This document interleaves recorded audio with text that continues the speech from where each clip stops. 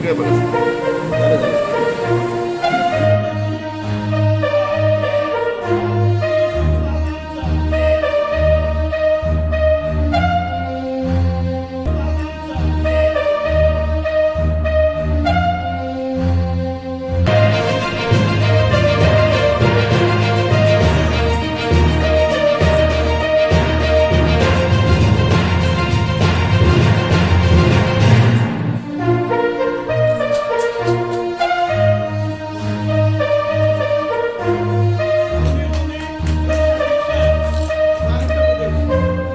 पक्ष की नींव ही ऐसी है कि जिसका केंद्र बिंदु ये मानव है.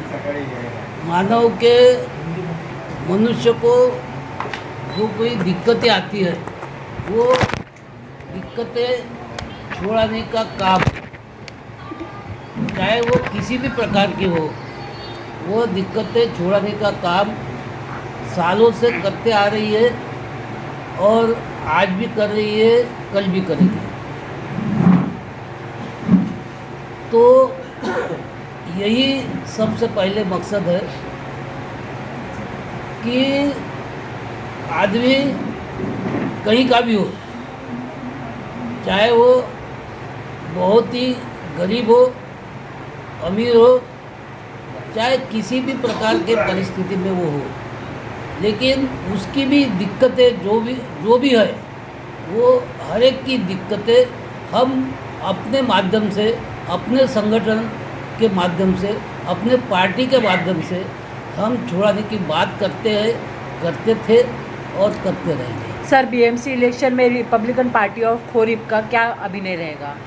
रिपब्लिकन पार्टी खोरीपा यह हर महानगर पालिका में और नगर पालिका में ये लड़ेगी, अपने कैंडिडेट उतारेगी और अच्छे कैंडिडेट जो मिलेंगे उनको हम टिकट देंगे और उनको हम चुना कर लाएंगे. कितने वार्ड में उतारेगी सर? यहाँ की कमेटी जो है वो तय करेगी और वो तय करने के बाद में हम बताएंगे.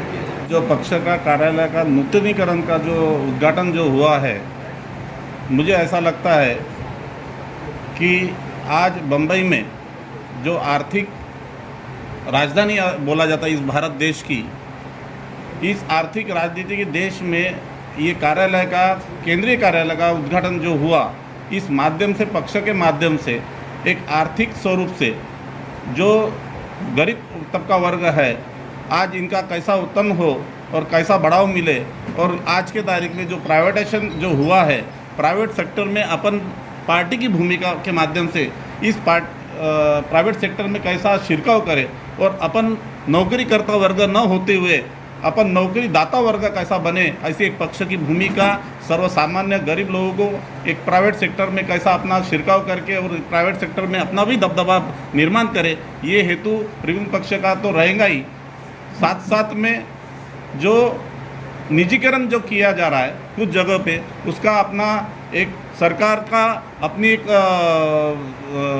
व्यवस्था रहती, वो व्यवस्था को कहीं ना कहीं छेद गिरा के एक अमीर यानी जो बड़ा यानी जैसी बड़े उद्योजक है उन्हीं के इसमें एक 10-12 उद्योजकों के हाथ में ये पूरा भारत देश जा रहा है. इसका हम लोग जमकर विरोध करेंगे और इसी के तहत रिपब्लिकन पार्टी के माध्यम से एक जन जागृति करेंगे. शेतकऱ्याचा विषय असो या भूमिहीन के सत्याग्रह में जो खेती दी गई थी, वो खेती अभी भी कुछ लोगों को वंचित है और ये खेती वापस से, भूमिहीन का सत्याग्रह भी ये महाराष्ट्र में वापस से उपेंद्र शेंडे साहब के नेतृत्व में हम लोग खड़ा करेंगे. रिपब्लिकन पार्टी ऑफ इंडियाची जी भूमिका आहे ती मी पहिलेच सांगितलं की याची विशिष्ट याची नाही. सर्वारा जो वर्ग है, जो शोषित है, वंचित है, सभी के समस्याओं को लेके उनको न्याय दिलाने के लिए ही ये पार्टी है. आखिरी आदमी को सामाजिक न्याय कैसा मिलेगा, आखिरी आदमी, इसके लिए रिपब्लिकन पार्टी ऑफ इंडिया है. ये शोषित पीड़ित सर्वारा वर्ग का आदमी रिपब्लिकन पार्टी ऑफ इंडिया का केंद्र बिंदु है. मुस्लिम वंचित हमारे ही लोग हैं और उनको अगर अन्याय अत्याचार हो जाता है तो रिपब्लिकन पार्टी आगे की डंके की चोट पर रहकर हम उसका साथ देंगे, क्योंकि सर्वारा और लोगों की एकजुट होकर जो आज सांप्रदायिकता का माहौल जो देश में चल रहा है, आदमी आदमी कर का भरोसा उखड़ रहा है। बाबा साहब ने कहा था कि ब्रदरहुड ही इस देश को बचा सकता है, और ये ब्रदरहुड ही खत्म हो रही है समाज से। आदमी आदमी को एक दुश्मन की तरह देख रहा है, ये बड़ी चिंता की बात है मैं समझता हूँ। और रिपब्लिकन पार्टी, हाँ, मुस्लिम रहे, क्रिश्चियन रहे, चाहे कोई अल्पसंख्यक रहे, उसके ऊपर अन्याय अत्याचार होता है तो रिपब्लिकन पार्टी की भूमिका उसके पीछे खड़ी होकर उसको न्याय मिलाने की रहेगी। रिपब्लिकन पार्टी ऑफ इंडियाची जी भूमिका आहे ती मी पहिलेच सांगितलं की याची विशिष्ट याची नाही। सर्वारा जो वर्ग है, जो शोषित है, वंचित है, सभी के समस्याओं को लेके उनको न्याय दिलाने के लिए ही ये पार्टी है। आखिरी आदमी को सामाजिक न्याय कैसा मिलेगा, आखिरी आदमी, इसके लिए रिपब्लिकन पार्टी ऑफ इंडिया है। ये शोषित पीड़ित सर्वारा वर्ग का आदमी रिपब्लिकन पार्टी ऑफ इंडिया का केंद्र बिंदु है। मुस्लिम वंचित हमारे ही लोग हैं, और उनको अगर अन्याय अत्याचार हो जाता है तो रिपब्लिकन पार्टी आगे की डंके की चोट पर रहकर हम उसका साथ देंगे, क्योंकि सर्वारा और लोगों की एकजुट होकर जो आज सांप्रदायिकता का माहौल जो देश में चल रहा है, आदमी आदमी कर का भरोसा उखड़ रहा है। बाबा साहब ने कहा था कि ब्रदरहुड ही इस देश को बचा सकता है, और ये ब्रदरहुड ही खत्म हो रही है समाज से। आदमी आदमी को एक दुश्मन की तरह देख रहा है, ये बड़ी चिंता की बात है मैं समझता हूँ। और रिपब्लिकन पार्टी, हाँ, मुस्लिम रहे, क्रिश्चियन रहे, चाहे कोई अल्पसंख्यक रहे, उसके ऊपर अन्याय अत्याचार होता है तो रिपब्लिकन पार्टी की भूमिका उसके पीछे खड़ी होकर उसको न्याय मिलाने की रहेगी। 92 साली ज्या दंगली झाल्या, ज्या वेळेला बाबरी मस्जिद पाडण्यात आली, त्या नागपूरमध्ये मुस्लिम समाजाच्या घरोघरी जाऊन पोलिसांनी कॉम्बिंग ऑपरेशन केलं होतं। त्यास त्यांना न्याय देण्यासाठी 26 जानेवारीला शेंडे साहेबांनी तिथं मोठा मोर्चा काढला, जुलूस काढला, आणि तिथल्या कमिशनर ऑफ पोलीसला बदली करायला भाग पाडलं।